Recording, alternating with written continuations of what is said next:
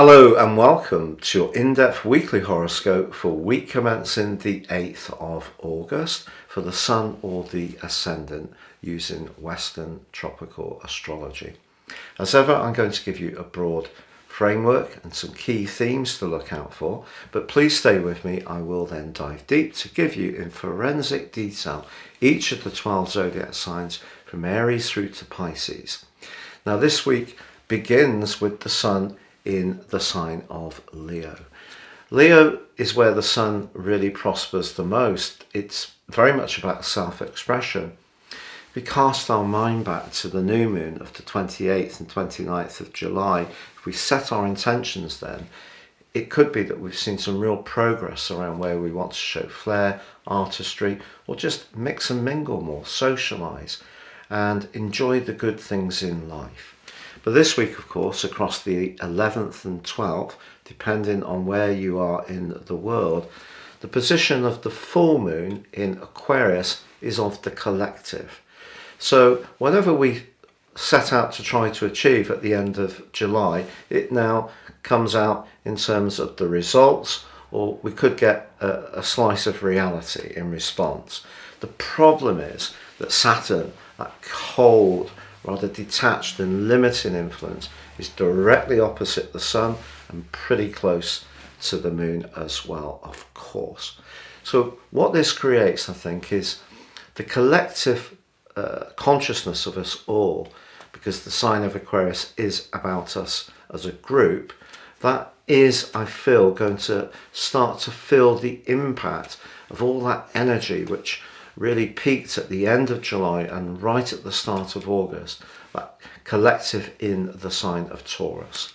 However, despite the fact that Mars, Uranus and the North Node are in a T-square with this full moon this week, it is true that Mars and Pluto are actually in an incredibly enabling angle.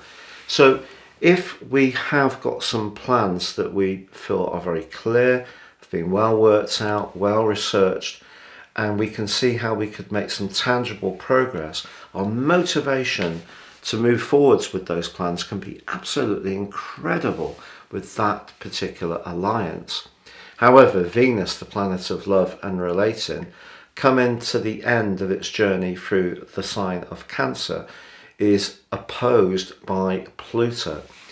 This can lead to some offers or some suggestions, perhaps in the professional sphere, that sound very promising, but we need to make sure that they're not in some way, or they don't in some way have some catches that are not immediately obvious. So charm and persuasion can mask a deeper motive. That could be around a monetary offer, could be around a romantic relationship, or even a sexual attraction. So we just need to be aware of that, because with Mars and Pluto in a trine, our desire side is going to be so strong.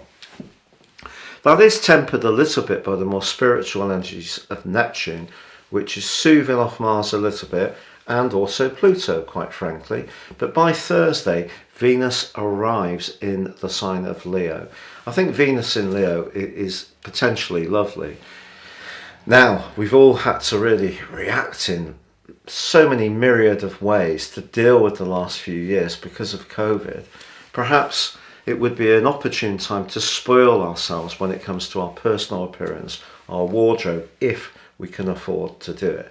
So Venus moving into Leo is a good transit to show off a little bit, to strut our stuff, to try to give ourselves a little bit of a personal boost. But there's no doubting that the full moon across those 2 days, depending on where you are, and that opposition with Saturn can be pretty testing. So maybe the things that we have been trying to do since the end of July through to now could go through a tempering reality. Maybe it is the cost of living that's going to impact on us all. I think generally this is a week which suggests we should be a little bit more risk averse. So to be more cautious with our resources, despite that enormously motivated link between Mars and Pluto. But remember, that's in two earth signs, Taurus and Capricorn. So that's very much about keeping it real. So I just feel that this is a week where we could be a little bit disappointed about some of our friends. Maybe if a love relationship isn't going quite as well as we'd like, there could be a point where we really question things. And because Venus is initially opposite Pluto, if it is to do with who has the power in the tie, that could be something to discuss. But charm is always important with Venus, and Venus moving into Leo is very gregarious, and it does give us some levitation to the intensity of some of these other influences. If you would like to ascend above this zodiac broadcast and embrace more serious astrology, if you give me 3 pieces of personal birth data of time, date and place, I can give you a roadmap that can guide you for the rest of your life. But now, my special offer has been improved even more, because I will give you your year 2023 personal forecast and the rest of year 2022 free with 30% off in my special package. Please see the link beneath this video. Finally, if you've yet to subscribe to my channel, I'd be honoured if you did so now. Please click or tap on the bell notification symbol.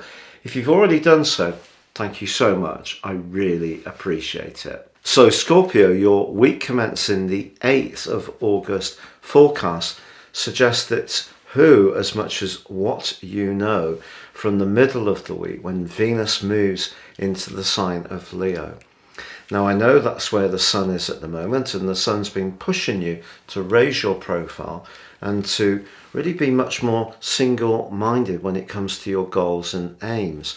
Venus comes along to add a little bit more delicacy and charm to the interactions and conversations you could have. So if you're applying for a job or having an interview or doing a presentation, it is going to be about how you come across as much as your skills and knowledge. But of course that bruising full moon is really emphasizing any potential limitations or challenges or constraints around your home situation, emotional life.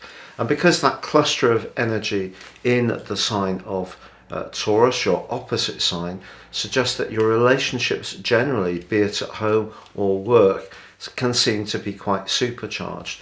So what Venus is really saying to you is use its felt energies in a positive way, and that can help you to provide some leadership.